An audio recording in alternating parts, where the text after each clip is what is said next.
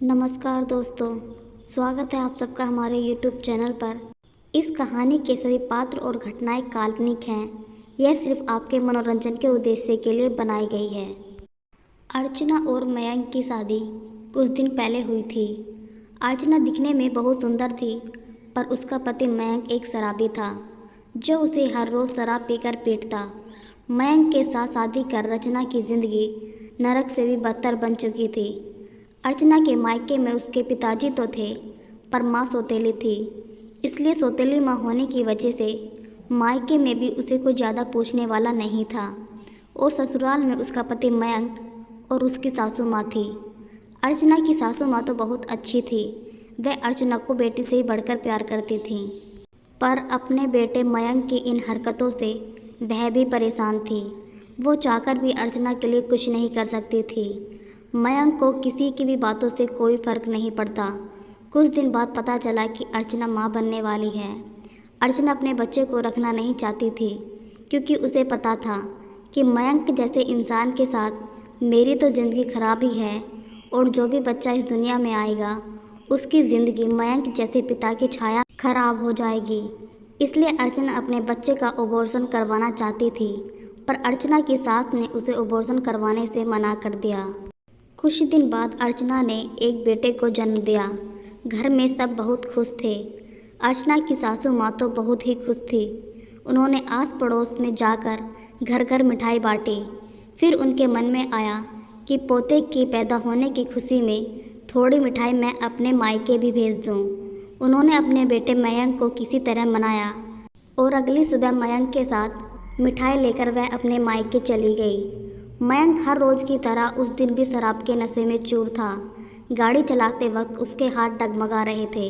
जाते वक्त तो वह किसी तरह चला गया, पर उधर से आते समय उसकी गाड़ी का बैलेंस बिगड़ गया, और दोनों माँ बेटे का गाड़ी से पूरी तरह एक्सीडेंट हो गया, और मौके पर ही दोनों की मौत हो गई।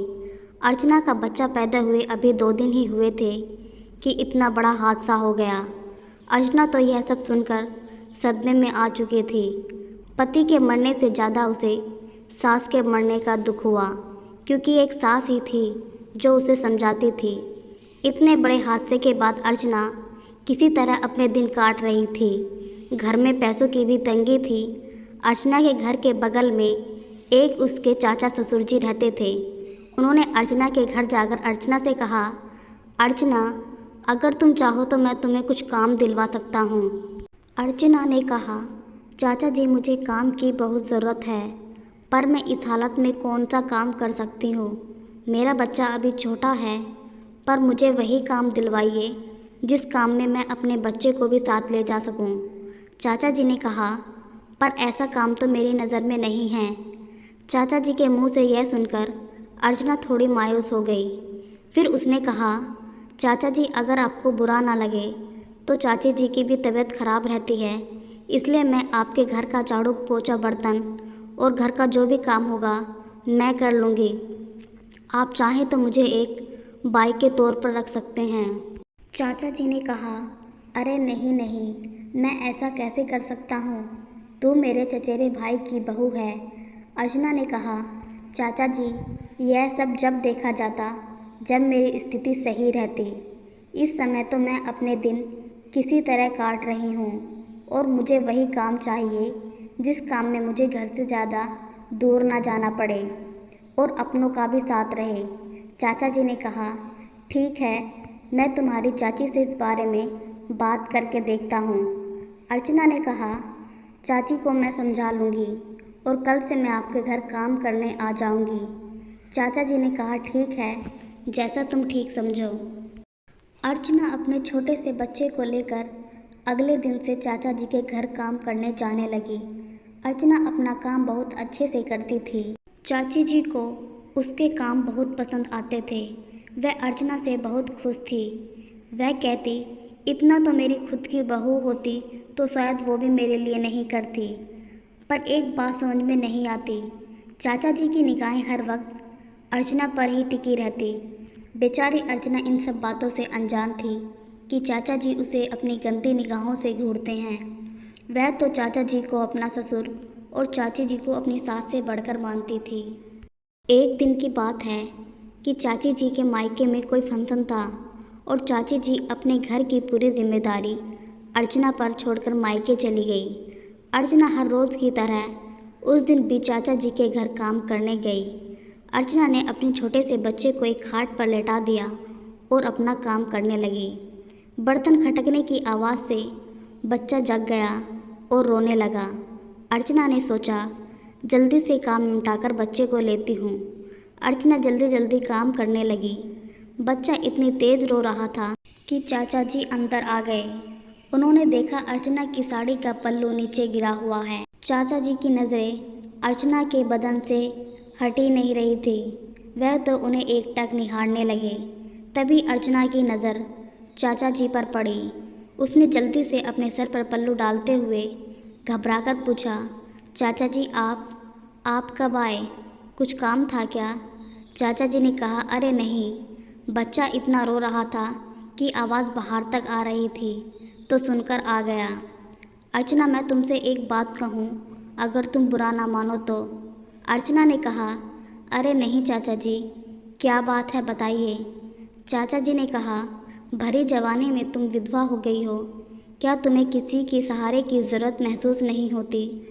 यह कहते हुए चाचा जी ने तुरंत अर्चना के बच्चे को गोद में उठा लिया और कहा, अगर तुम मेरी बात नहीं मानोगी तो तुम्हारे बच्चे का क्या अंजाम होगा, ये शायद तुम अंदाज़ा भी नहीं लगा सकती। अर्चना ने ना चाहते हुए भी अपने आप को समर्पित कर दिया। चाचा उसे अपनी हवस का शिकार बनाने के लिए उसे अपने कमरे की ओर ले जाने लगा। तभी दरवाजे पर एक दस्तक हुई। चाचा ने कहा, कौन कबाब में हड्डी बनने आ गया? चाचा ने दरवाज़ा खोला तो उनका बेटा आलोक था। चाचा ने अपने आलोक से पूछा, अरे बेटा तुम तो परसों आने वाले थे। आलोक ने कहा, हाँ पापा, छुट्टी आज ही मिल गई तो सोचा घर पर आज ही चलता हूँ। पर घर के अंदर से इतना शोर क्यों हो रहा है? आलोक ने अपने पिता से पूछा। चाचा जी ने कहा, वैसे ही वह रचना का छोटा बच्चा है ना, वही रो रहा था। तभी वहाँ पर अर्चना आ गई और रोते हुए आलोक के पैरों में गिर गई और बोली, आलोक जी, चाचा जी झूठ बोल रहे हैं, इन्होंने मेरे साथ बदतमीज़ी करने की कोशिश की। आलोक ने अर्चना से कहा, बस करिए भाभी, जिस इंसान ने आपको सहारा दिया आप उसी पर इल्ज़ाम लगा रही हैं। अर्चना ने आलोक से कहा, आलोक जी, मैं समझ सकती हूँ कि कोई भी बेटा अपने बाप के बारे में यह सब सुनना बर्दाश्त नहीं करेगा, पर मैं झूठ नहीं बोल रही हूँ। यही कहकर अर्चना रोते हुए अपने घर चली गई। आलोक के पिता ने आलोक से कहा, बेटा देख रहे हो कितना गलत इल्ज़ाम लगा रही है यह औरत मुझ पर। आजकल तो भलाई का ज़माना ही नहीं रहा। अच्छा बेटा, इन सब बातों को छोड़ो और यह सब अपनी माँ को मत बताना, फालतू में बात का बतंगड़ बनेगा। आलोक ने भले ही अर्चना की बातों पर विश्वास नहीं किया, पर उसके दिमाग में कुछ और ही खटक रहा था। वह सोच रहा था कि भाभी इतना बड़ा इल्ज़ाम पापा पर ऐसे ही नहीं लगा सकती, वह तो खुद ही दुख की मारी हैं।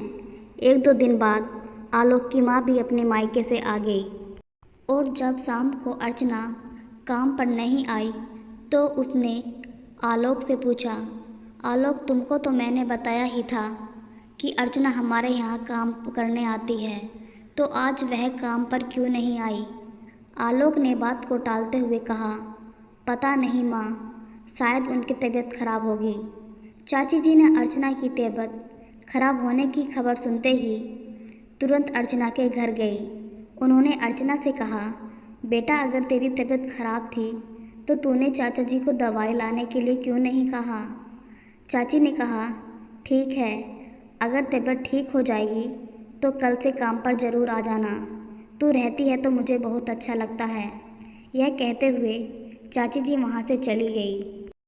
अर्चना सोच में पड़ गई कि अगर मैं कल से काम पर नहीं गई तो चाची को आखिर क्या जवाब दूंगी। इसलिए वह ना चाहते हुए भी चाची के घर कल से काम करने गई। एक दिन चाची किसी काम से अपने पड़ोसन के घर जा रही थी। चाची ने कहा, बेटा अर्चना, तू काम कर, मैं अभी थोड़ी देर में आती हूँ। चाची को घर से बाहर जाता देख अर्चना डर गई। उसने सोचा, चलो चाची के जाने के बाद मैं तुरंत कोई बहाना बनाकर अपने घर चली जाऊंगी। चाची के जाते ही अर्चना तुरंत अपने घर जाने लगी। तभी आलोक अर्चना को रोकते हुए बोला, कहाँ जा रही हैं भाभी? डरिए मत, मैं हूँ ना, आप अपना काम करिए। आलोक ने कहा, भाभी मैं जानता हूँ कि आप झूठ नहीं बोल सकती, पर मैं इस सच को अपनी आंखों से देखना चाहता हूँ। मैं पापा से कहता हूँ कि मैं अपने दोस्त के घर जा रहा हूँ, पर मैं जाऊँगा नहीं। आप डरिए मत, मैं घर के आसपास ही रहूँगा। अर्चना भी चाचा की सच्चाई सबके सामने लाना चाहती थी, इसलिए उसने आलोक की बात मान ली और अपना काम करने लगी।